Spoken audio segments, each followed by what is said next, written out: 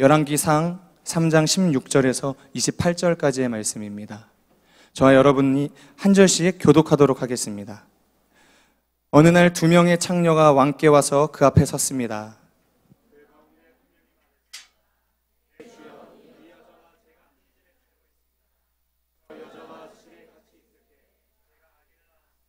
제가 아기를 낳은 지 3일째 되는 날 이 여자도 아기를 낳았습니다. 우리는 함께 있었고 집에는 저희 둘 외에 아무도 없었습니다.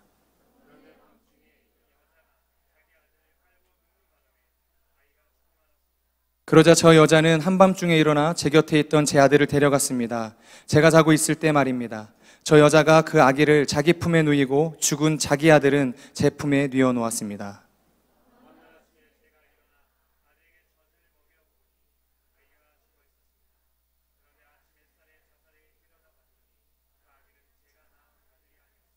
다른 여자가 말했습니다. 아니다. 살아있는 아기가 내 아들이고 죽은 아기가 내 아들이다.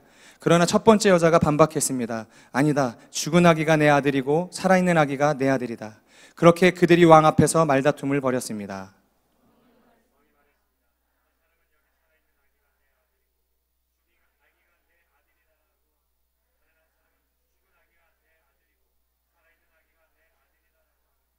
왕이 이어서 말했습니다. 칼을 가져오너라. 신하들이 왕에게 칼을 가져왔습니다.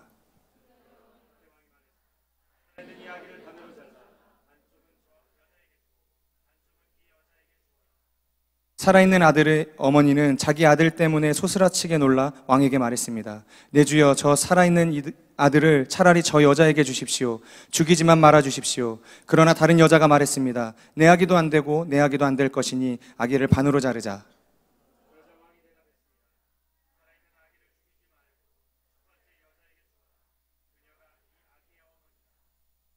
함께 읽겠습니다.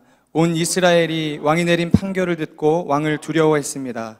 그들은 왕이 하나님의 지혜로 판결하는 것을 보았기 때문입니다. CH630을 현장에서가 아니라 유튜브로 함께 들으시는 분들, 조금만 용기를 내시고 조금만 결단을 하셔서 매 주일 저녁 6시 30분에 해화역 1번 출구에서 금방 찾아갈 수 있는 동숭아트센터 2층으로 오시면 여러분을 위한 하나님의 사랑의 초대가 있습니다. 여러분의 삶 가운데, 여러분의 마음 가운데 큰 은혜와 사랑이 임하기를 바랍니다. 가슴에 손을 얹고 저를 따라해 주시겠어요? 하나님은 나를 사랑하십니다. 나는 그 사랑 안에 있습니다. 이 시간 말씀 앞에 내 마음을 엽니다. 나는 절대로 이전과 같지 않을 것입니다. 날개가 너무 커서 제대로 걷지 못하는 뒤뚱거리는 새가 있습니다. 아이들이 돌을 던져도 종종 걸음으로 도망갈 뿐 날개를 펴지 못하는 새. 날개를 펴지 못하고 날개를 계속 땅바닥에 이렇게 깔고 다니는 새가 있는 거예요. 아이들이 그 새를 보고 저 멍청한 새는 도대체 날개를 왜 달고 다니는 걸까? 노래를 부르기 시작했습니다. 쓸모없는 날개를 달고 있네. 쓸모없는 날개를 달고 있네. 그때 그 아이들을 보면서 현명한 노인이 이렇게 이야기해 주었습니다. 얘들아, 저 새는 사실 하늘의 제왕이란다.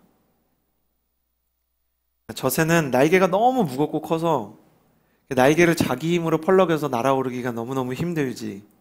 너희 말대로 평소에는 저 새의 날개가 정말 쓸데없어 보인단다. 하지만 다른 새들이 날개를 포기하는 태풍이 불어오면 그 새는 그 태풍을 타고 날아오르기 시작한다. 이 새의 이름은 알바트로스. 한 번도 쉬지 않고 태평양을 건널 수 있는 유일한 새란다. 세상에서 가장 멀리 날아갈 수 있는 알바트로스, 하늘의 제왕이란다. 8월의 주제는 청년선언입니다. 혹시 들어올릴 수 없는 꿈의 날개를 갖고 있습니까? 혹시 나의 재능과 나의 환경과 내게 갖춰진 조건으로는 도무지 날개짓을 할 수 없는 인생의 날개를 가지고 있습니까? 그래서 그 날개 때문에 누군가의 비웃음을 사기도 하고 혹은 스스로를 비웃는 사람들이 이 자리에 있지 않습니까? 그러나 그것이 하나님이 주신 꿈의 날개라면, 하나님께서 허락하신 비전의 날개라면 인생의 거대한 폭풍이 다가올 때 오히려 그 바람을 타고 위대한 비상을 시작하는 청년들이 일어날 줄을 믿습니다. 저는 여러분의 삶에 하나님께서 주시는 커다란 날개를 포기하지 않는 꿈의 사람, 비전의 사람이 되기를 주님의 이름으로 축복합니다. 왜냐하면 결국 우리의 인생을 뒤흔들 하나님의 폭풍도 찾아올 것이기 때문입니다. 다른 사람들이 날개를 다 접을 때, 다른 사람들이 폭풍이 닥쳐오기 때문에 모든 것을 포기할 때 도리어 그 폭풍과 태풍을 자기의 날개의 양분 삼아 날아오를 수 있는 하나님의 사람들이 되기를 주님의 이름으로 축복합니다. 옆 사람에게 인사해 주시겠어요? 알바트로스 같은 사람이 되십시오.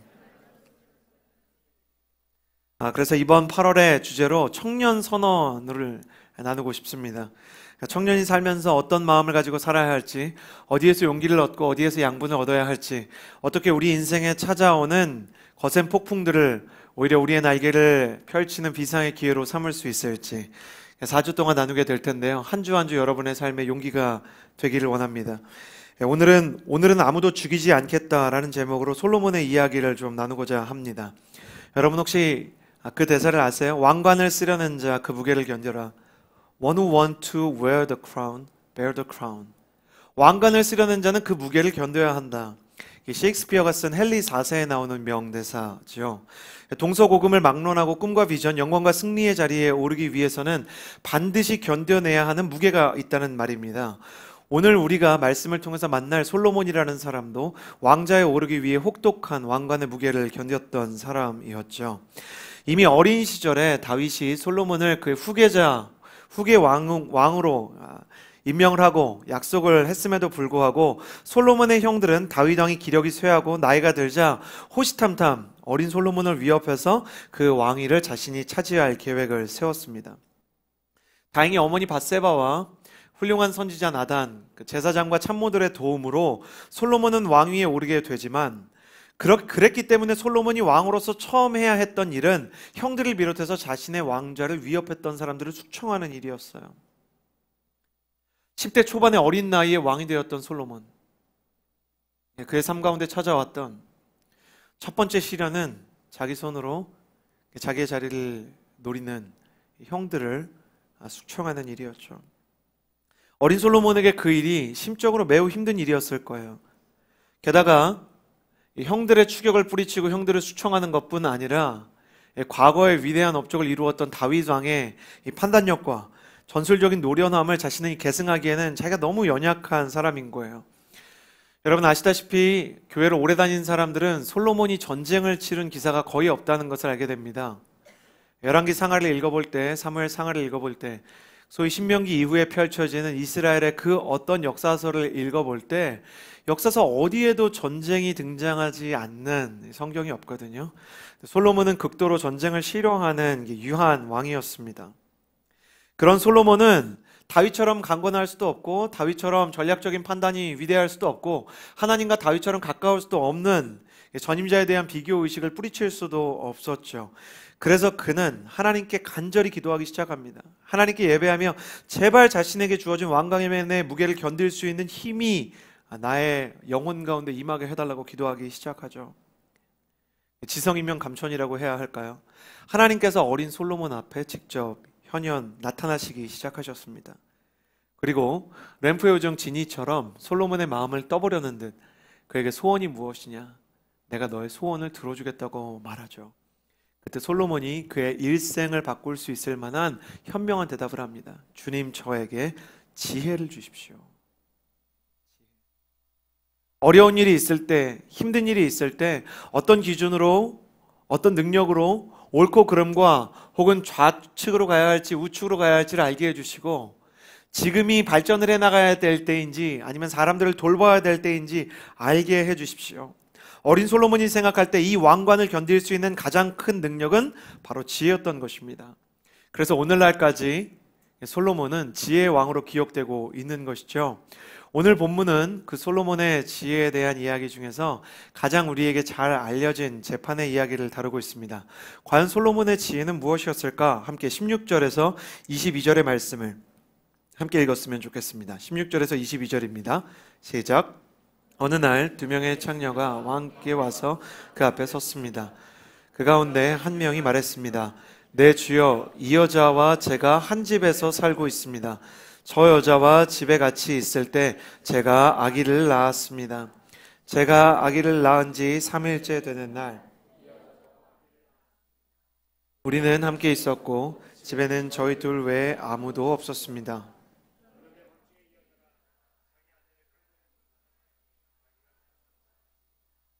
그러자 저 여자는 한밤중에 일어나 제 곁에 있던 제 아들을 데려 나갔습니다. 제가 자고 있을 때 말입니다. 저 여자가 그 아기를 자기 품에 누이고 죽은 자기 아들은 제 품에 뉘어 놓았습니다. 다음날 아침에 제가 일어나 아들에게 젖을 먹이려고 보니 아기가 죽어 있었습니다. 그런데 아침 햇살에 자세히 들여다봤더니 그 아기는 제가 낳은 아들이 아니었습니다. 다른 여자가 말했습니다. 아니다. 살아있는 아기가 내 아들이고 죽은 아기가 내 아들이다. 그러나 첫 번째 여자가 반박했습니다. 아니다. 죽은 아기가 내 아들이고 살아있는 아기가 내 아들이다. 그렇게 그들은 왕 앞에서 말다툼을 벌였습니다. 성경의 저자는 솔로몬에게 하나님이 주신 지혜, 그 지혜를 증명하는 예로 당시 온 나라를 뒤흔들어 놓았던 예루살렘 베이비 스캔들에 대해서 이야기합니다.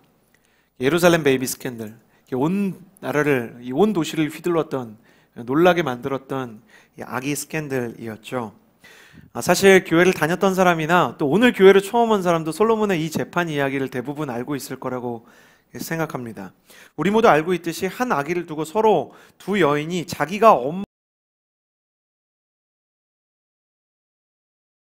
비슷한 시기에 아이를 가졌는데 밤에 자다가 한 여자가 같은 방에서 여자 둘과 아이 둘이 자고 있는데 한 여자가 자기 아기를 깔아서 이 아이가 질식해서 죽게 됩니다. 그리고 다른 여자의 아이와 자기의 아이를, 시체가 된 자기 아이를 바꿔치기 했다는 거예요. 깨어나서 아기가 바뀐 것을 알고 놀란 여자와 그리고 이 아이는 원래 내 아이였다는 여자가 서로 누가 진짜 살아있는 아이의 어머니냐를 가지고 싸우기 시작했고, 이 사건은 초미의 관심사가 되기 시작하고 주변에 지혜 있는 사람들이 몰려들어서 사건을 해결하려고 했지만 증거도 없고 증인도 없어요. 이 스캔들이 점점 일파만파 커지기 시작하더니 결국은 왕궁에서 직접 커져버린 이 예루살렘 베이비 스캔들을 해결해야 되는 지경에 이르게 되었습니다. 사건은 단순해 보였지만 사건의 개요와 달리 진위 여부를 가려내기 정말 난감했죠. 서로의 주장은 첨예하게 대립되는데 목격자가 없어요. 사건에 대해서 증언할 하나죠. CSI가 와서 머리카락만 이렇게 여자한테 뽑고 그리고 아기 머리카락 뽑아서 DNA 수사하면 되는 거 아니겠습니까? 그런데 지금처럼 그런 과학적인 수사 기술이 없었기 때문에 재판은 점점 어려워지고 사람들은 왕이 도대체 무슨 판결을 내릴 것인가 많은 관심을 가지고 이 재판을 살펴보게 되었죠. 인스타그램이 있었으면 예루살렘 베이비 스캔들을 해시태그로 검색했으면 수많은 포스팅이 있었을 것이고 아이의 어머니는 진짜 이 여자다 저 여자다 프로듀스 101처럼 나는 1번 어머니가 진짜 엄마라고 생각합니다. 나는 2번 어머니가 진짜 엄마라고 생각합니다. 저건 가짜의 표정에서 나올 수가 없는 거예요. 어머니 소리를 들어보세요. 공기 반 소리 반이잖아요. 뭐 이런 이야기를 내세워대는 가십 언론들도 굉장히 많았을 것입니다. 이 재판 속에서 하나님께서 솔로몬에게 주었던 지혜의 두 가지 모습이 드러나게 됩니다. 첫 번째, 23절에서 26절까지의 말씀을 읽어보도록 하겠습니다. 23절에서 26절 시작. 왕이 말했습니다. 내 아들이고 죽은 아기가 내 아들이다 라고 하고 또 다른 사람은 죽은 아기가 내 아들이고 살아있는 아기가 내 아들이다 라고 하는구나. 왕이 이어서 말했습니다. 칼을 가져오너라. 신하들이 왕에게 칼을 가져왔습니다. 그때 왕이 말했습니다. 살아있는 이 아기를 반으로 잘라서 반쪽은 저 여자에게 주고 반쪽은 이 여자에게 주어라. 살아있는 아들의 어머니는 자기 아들 때문에 소스라치게 놀라 왕에게 말했습니다. 내 주여, 저 살아있는 아들을 차라리 저 여자에게 주십시오. 죽이지만 말아 주십시오. 그러나 다른 여자가 말했습니다. 내 아기도 안 되고 너의 아기도 안 될 것이니 아이를 반으로 잘라. 솔로몬이 논리적인 상황 분석이나 과학적인 수사가 불가능하다는 것을 알고 빠르게 인간의 본성을 건드리는 심리 수사를 하기 시작합니다. 일단 두 여인의 주장을 모두 인정해 주는 것처럼 말해요. 23절에 보면 한 사람은 여기 살아있는 아기가 자기 아들이라고 얘기하고 죽은 아이는 너의 아들이라고 하고 다른 사람은 죽은 아이가 너 아들이라 그러고 살아있는 아이는 내 아들이라고 하는구나. 그래, 두 사람의 주장이 뭔지 잘 알겠다. 그리고 나서 양쪽을 인정해 주는 것처럼 제스처를 취하고요. 난해한 사건이니까 이렇게 해결하자. 칼을 가져와서 아이를 갈라서 둘로 나눠서 주자. 지혜의 왕이라고 불려질 만한 사람이 도저히 생각할 수 없는 끔찍한 일이라고 할 수 있겠습니다. 여러분 한번 생각해 보세요. 사랑과 전쟁에서 그 재판장 역할을 하는 신구 선생님이 4주 뒤에 뵙겠습니다 이야기하고 4주 뒤에 왔어요. 양육권에 대해서 이렇게 분쟁합시다. 아들을 반으로 잘라서 어머니가 왼쪽을 가져가고 아버지는 오른쪽을 가져가십시오. 연기해서 죄송합니다.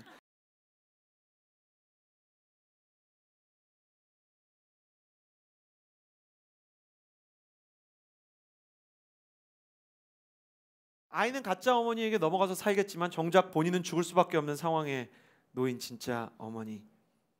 그러니 솔로몬이 믿고 솔로몬이 기대했던 대로 진짜 어머니는 아이를 위해서 자기 생명을 던질 각오를 했던 것입니다.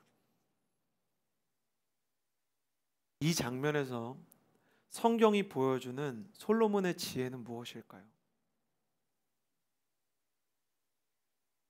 솔로몬에게 주어진 하나님의 첫 번째 지혜는 사랑의 능력을 믿었다는 거예요. 진정한 사랑이 이 거짓이 판치는 심각한 스캔들의 현장 속에서도 여전히 살아있을 거라는 믿음을 솔로몬이 갖고 있었어요.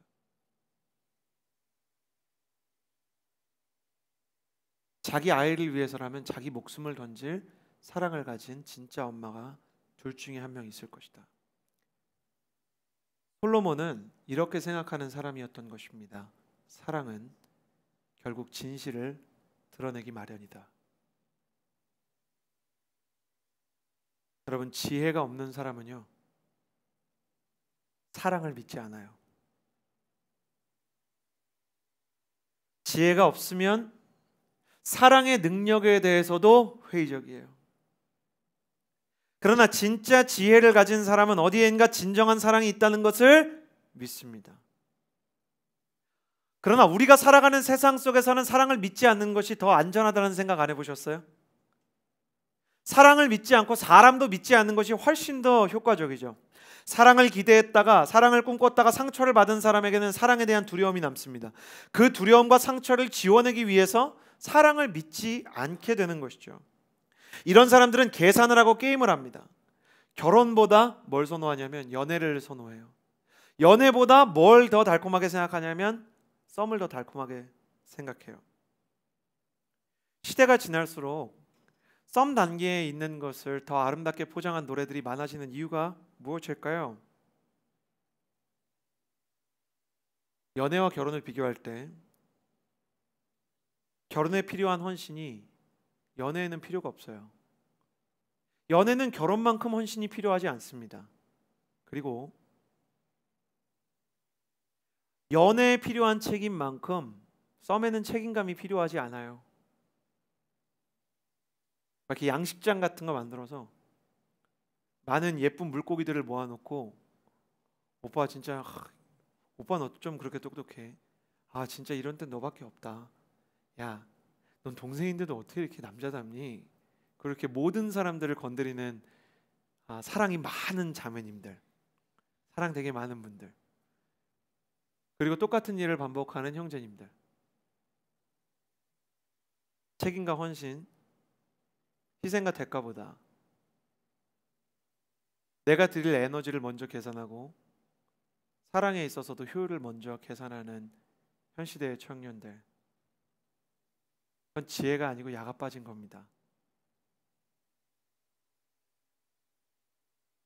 이화여대에 50년 동안 교수 생활을 했던 사람이 은퇴 뒤에 40년 동안 교수 생활을, 아주 이른 시기부터 40년 동안 교수 생활을 했던 사람이 은퇴를 하면서 마지막으로 제자들에게 남겼던 잊혀지지 않는 명문장 중에 하나가 뭔지 아세요? 장사꾼은 결국 장사꾼을 만난다. 이 모든 게 다 거래입니까?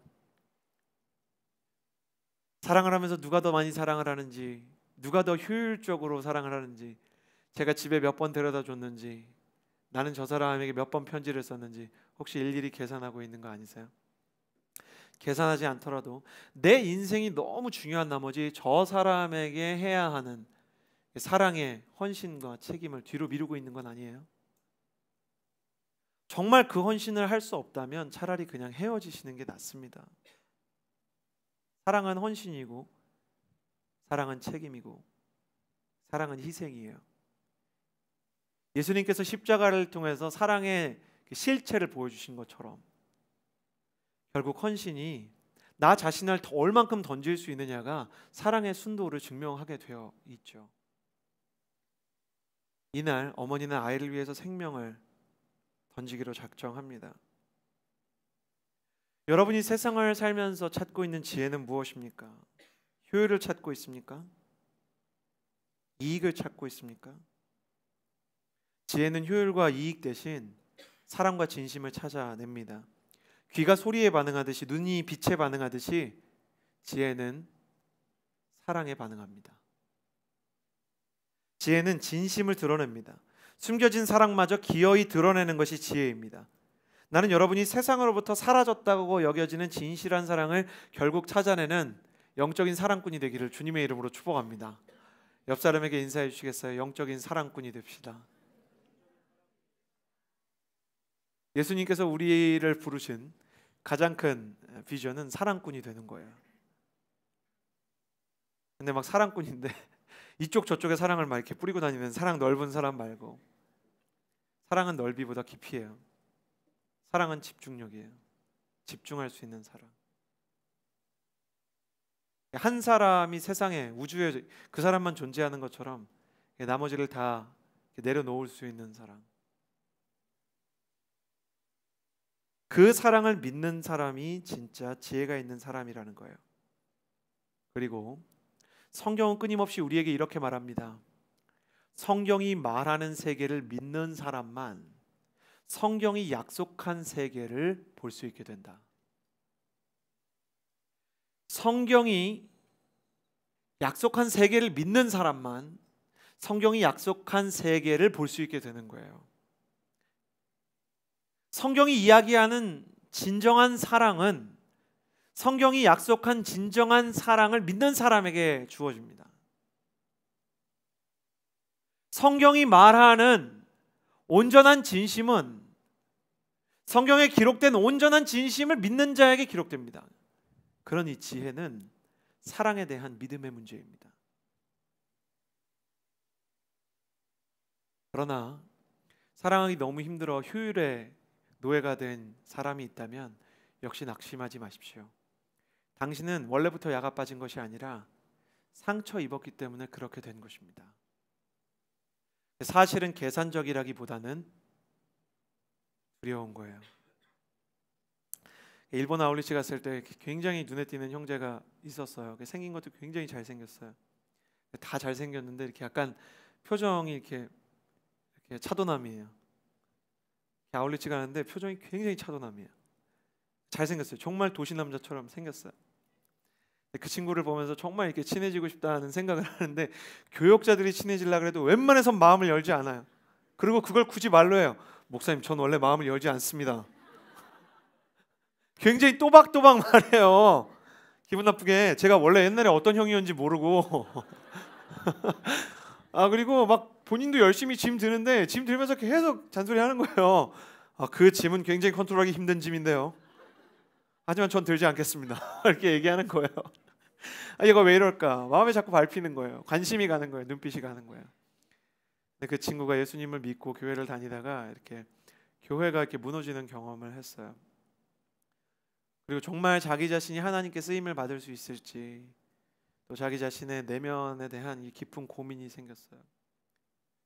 근데 마지막 주일 예배를 드리는 동안 조직폭력배만 있는 교회에서 조직폭력배지만 예수님을 기대하면서 나온 사람들, 조직폭력배는 예배 드릴 때 진짜 조직폭력배처럼 드린다는 걸 알게 됐어요. 이렇게 예수님을 믿고 너무 감격을 해서 여기다가 예수님 문신을 이만하게 새기고요, 관자놀이에 예수님 믿어서 너무 감격이 돼서 성경을 읽고 즐거워서 여기 알파와 오메가 문신을 새기셨더라고요. 그리고 여기 밑으로는 예수님 믿기 전에 있었던 막 이렇게 옛 뱀, 마귀, 용 이런 게 이렇게 막 그려져 있는 거죠. 온몸을 두르고 있어요. 그런데 그렇게 앉아서도 찬양을 하는 거예요. 목사님과 사모님도 엄청 노시던 출신이십니다. 야쿠자 출신이고요. 사모님도 이제 야쿠자 애인 출신이세요. 두 분 결혼 안 하고 아이 낳으셨다고 저희한테 막 이렇게 막 다 얘기하시더라고요. 오픈해서. 근데 할렐루야 살아계신 주를 부르는데 두 분이 위에서 진짜 가라오케처럼 부르시는 거예요. 기본이 이래요. 기본 포즈가 이래요. 이게 완전히 그냥 분위기가 이게 완전히 가라오케예요. 그리고 그날 설교자가 저였어요. 저는 올라가서 도대체 뭘 해야 되나. 결국 그러다가 그 분위기 때문에 밀려서 이렇게 춤도 추고 막 별거 다 했어요. 근데 야쿠자들이 앉아 있는데 그 모습을 보면서 찬양을 하면서 다들 이렇게 펑펑 눈물을 쏟는 거예요. 근데 그 형제가 특히 많이 울더라고요. 왜냐하면 거기 앉아 있는 야쿠자들이 생긴 건 야쿠자고 하는 짓도 그냥 야쿠자예요. 못 벗어났어요. 막 중독자예요. 그러나 이 친구는 공부도 잘해요. 생긴 것도 잘생겼어요. 그런데 자기랑 뭔가 비슷하다는 걸 느낀 거예요. 저 사람들도 나처럼 무언가 하나가 고장났구나. 하지만 하나님을 믿기 위해서 여기 왔구나. 더 길게 이야기하지 않았지만 못내 말을 끝까지 잊지 못했지만 저는 무슨 뜻인지 알게 되었어요. 나도 정말 하나님 앞에 다시 마음을 열고 주님께서 내 마음속에 들어오시는 일이 일어나게 될까?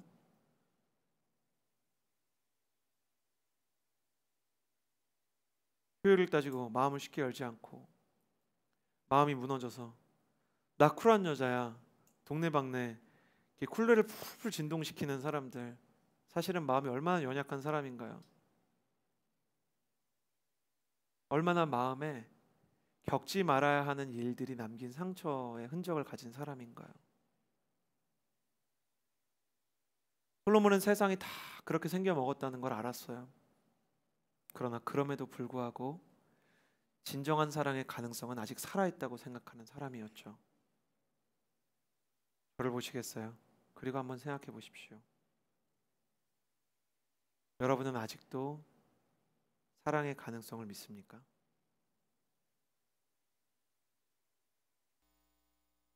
만약 여러분이 큰 상처를 겪었다면 그 상처만큼 큰 용기가 필요할 거예요. 하나님은 솔로몬을 통해서 진정한 사랑을 믿는 자에게만 발견되는 진정한 사랑의 실체를 보여주셨습니다.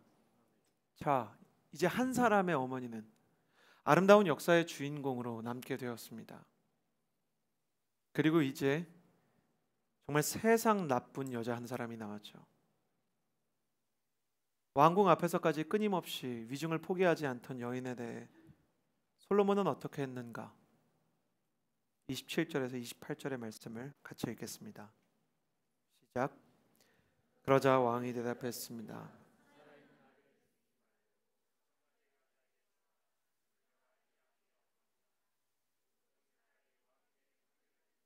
왕을 두려워했습니다.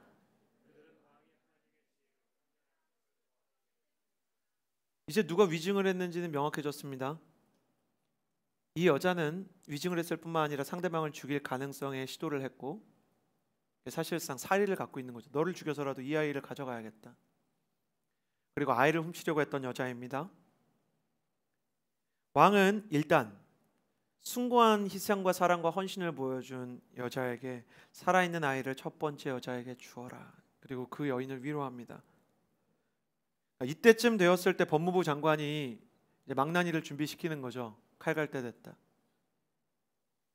누구 죽여야 될지 알겠지? 내가 신호하면 들어와라. 그런데 거기서 판결이 끝이 나는 거예요. 솔로몬의 재판에 가려진 소위 세상에서 솔로몬의 지혜를 아는 척 착각하는 매체들이 놓치고 있는 가장 큰 지혜에 대한 이야기를 해보고자 합니다.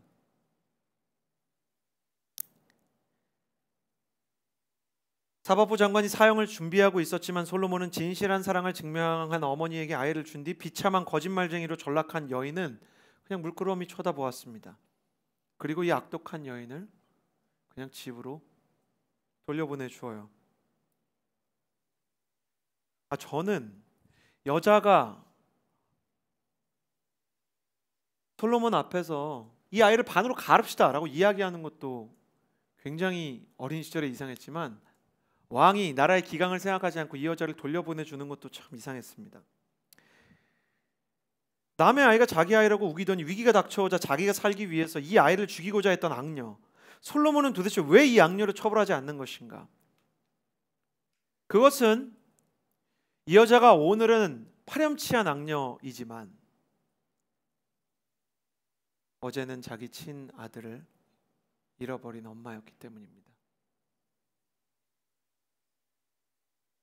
오늘은 악한 여인으로 왕의 법정에 섰지만 어제 왕을 만났다면 솔로몬은 이 비참한 여인을 위로해 주었을 것이기 때문입니다.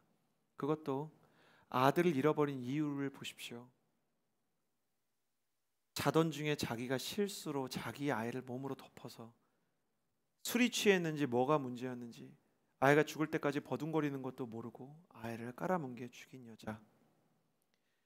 자기 품에서 질식한 아이를 보고 여인은 도대체 무슨 생각을 했을까? 솔로몬은 이 여인이 왜 그 모양이 되었는지를 충분히 이해하고 있었습니다. 솔로몬이 하나님에게 지혜를 구하는 장면을 성경은 이렇게 기록하고 있습니다. 열왕기상 3장 9절을요 개역 개정판으로 읽어보면 이렇습니다. 같이 한번 읽어볼까요? 시작. 누가 주의 이 많은 백성을 재판할 수 있사오리까? 듣는 마음을 종에게 주사 주의 백성을 재판하여 선악을 분별하게 하옵소서. 원래 개역 한글 편에는 지혜를 종에게 주사 주의 백성을 재판하게 해달라고 이야기하는 것이요, 개역 개정판에 이르러 듣는 마음으로 번역이 됩니다. 왜냐하면 히브리어에서는 같은 단어가 두 번 반복되면 배우다 두 번 반복되면 지식이 되거든요. 듣다를 두 번 반복하면 지혜가 돼요. 같은 단어를 두 번 반복해서 새로운 단어를 만드는 이 언어적인 특성이 있어요. 성경에서 말하는 지혜란 표면적으로 듣고 표면을 넘어 이면까지 듣는 능력을 말합니다. 그래서 모든 사람의 눈에는 잠재적인 유아 살인마가 보일 때 솔로몬의 눈에는 아이를 잃어버려서 마음이 고장난 여인의 절규가 들렸던 것이죠. 결국 솔로몬 왕은 이렇게 말합니다.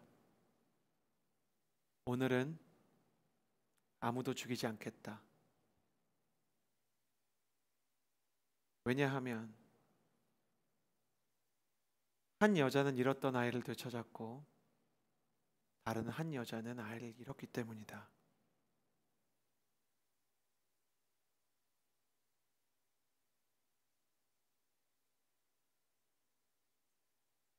주님은 유독 아이를 잃은 부모들의 마음에 약하십니다. 우리나라 문화도 그렇죠. 아내를 잃으면 호라비가 되고 남편을 잃으면 과부가 되지만 또 부모를 잃으면 고아가 되죠. 그러나 자식을 잃은 부모에게는 이름이 없습니다.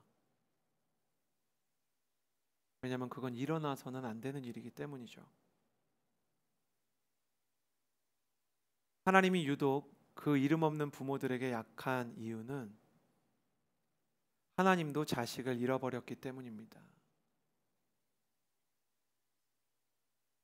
주님은 자식을 잃어버린 부모의 마음을 아십니다. 저는 가끔 목회를 하면서 자기 품에 기르던 자식을 잃어버린 분들을 만납니다. 얼마 전에는 제 친구가 어린 아이를 잃었어요. 그런 장례식에서 저는 딱히 할 말이 떠오르질 않습니다. 나는 그 장례식에서 목사로서 부모와 함께 하나님을 원망합니다. 왜냐하면 그 순간에 하나님께 드리는 원망은 아들을 잃어본 하나님 입장에서 충분히 이해할 수 있는 절규이기 때문입니다. 심지어 예수님도 십자가 도상에서 내 아버지 어째서 나를 버리십니까? 라고 말하지 않았습니까? 솔로몬은 그냥 온 백성이 자신의 지혜를 칭송할 때 가볍지 않은 마음으로 돌아갔을 것입니다. 왜냐하면 죽은 아이를 돌릴 길은 지혜의 왕에게도 없기 때문이죠. 그는 일평생 잠언과 전도서를 통해서 죽음에 대해 이야기합니다. 죽음 이후의 삶에 무엇이 있으리야? 모든 것이 헛되고 헛되며 헛되고 헛되니 모든 것이 헛되도다. 결국 우리는 모두 죽음으로 가고 무엇인가를 상실하는구나. 저는 한 번도 반려견을 키워본 적이 없어요. 그런데 누가 목사님 가능한지 모르겠는데 자기 강아지를 위해서 장례 예배를 드려줄 수 있냐는 거예요. 근데 그날은 웃겨야 되는데 웃음이 안 나오는 거죠. 왜 그럴까 봤더니 15년을 이 강아지랑 동고동락을 한 거예요.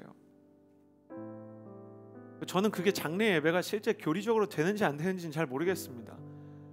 그러나 제가 생각할 때 이사야에 보면 독사들이 어린 양과 뛰놀고 사자들이 물지 않는다고 써 있잖아요. 그러니까 천국엔 동물이 있는 것 같아요. 동물의 영혼이 있는지는 모르겠지만, 그 동물이 거기 갔을지는 모르겠지만 거기에 그래도 혹시 있을 수 있을까? 그냥 모르겠는 상태로 모르겠는 얘기하려고 간 겁니다. 그래서 똑같이 얘기했어요. 성경에 동물이 있다 그러는데 얘가 갔을지는 내가 모르지만 그래도 이 시간을 목회자로서 같이 지켜주고 싶다. 그런데 이상한 거예요. 나는 강아지를 좋아하지도 않고 길러본 적도 없는데 15년 동안 그 강아지를 가족처럼 길렀던 그들의 마음을 위로하시기 위해서 성령님이 그 자리에 온 것을 나는 경험할 수 있었어요. 왜?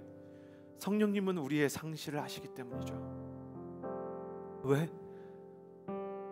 무라카미 하루키의 명저 상실의 시대처럼 상실의 시대를 살아가는 우리 모두에게 닥쳐오는 예기치 못한 상실에 우리는 미처 준비가 되어 있지 않아서 미쳐버릴 수밖에 없는 세상을 살아간다는 것을 우리의 구주이신 예수님께서 알고 계시기 때문이죠. 왜냐하면 반복해서 말하지만 그분도 아들을 잃어보셨기 때문에. 원망할 것이 있으면 더 해도 괜찮다. 네가 절망할 이유가 있거든 더 절망해도 괜찮다.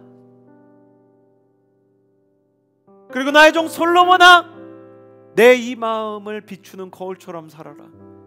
나는 저 사람이 왜 미쳐버렸는지를 안다.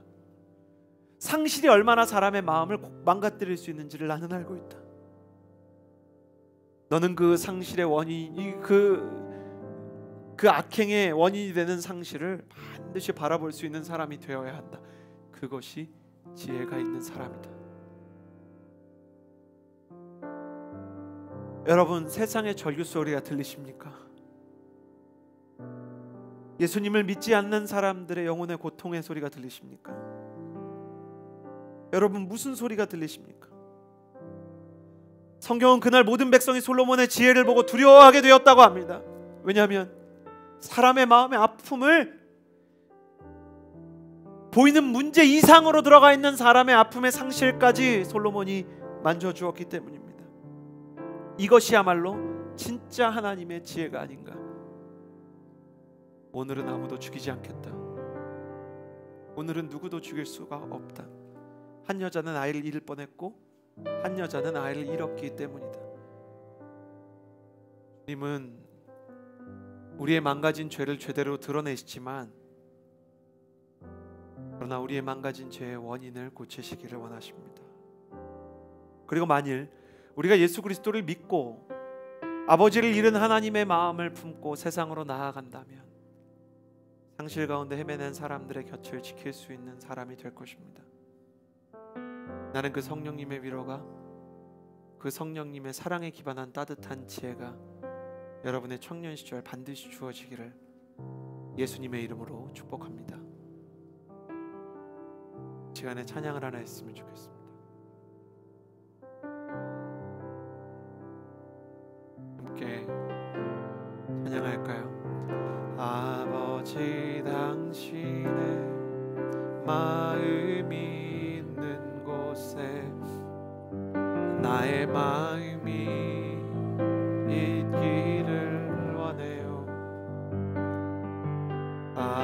아버지 당신의 눈물이 고인 곳에 나의 눈물이 고이길 원해. 아버지 당신이 바라보는 영혼을 나의 두 눈이 향하길 원해. 아버지 당신이 울고 있는 어두운 땅에 나의 두 발이 향하길 원해요. 나의 마음이 아버지의 마음 알아. 내 모든 뜻 아버지의 뜻이 될 수 있기를. 나의 온 몸이 아버지의 마음 알아. 내 모든 삶 당신의 삶 되기를. 나의 마음이 아버지의 마음 알아.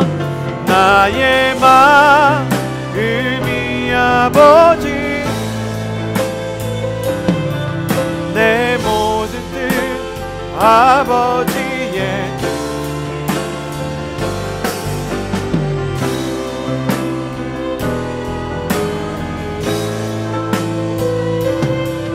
내 모든 삶 당신의 삶.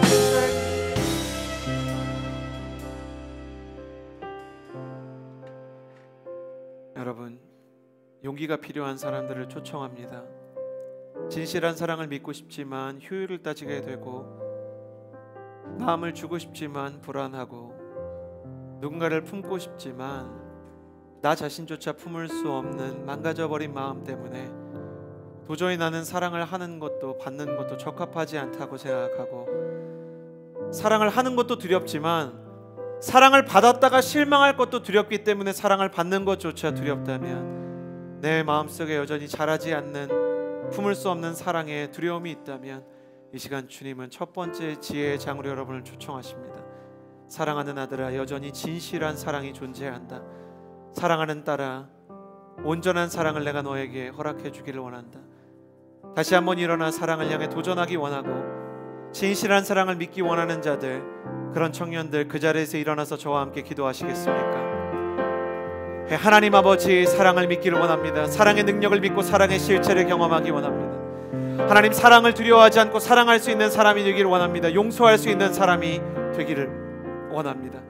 그렇게 고백하는 사람마다 두 손을 가슴에 얹고 같이 기도하며 나아갑시다. 신실하신 하나님 아버지,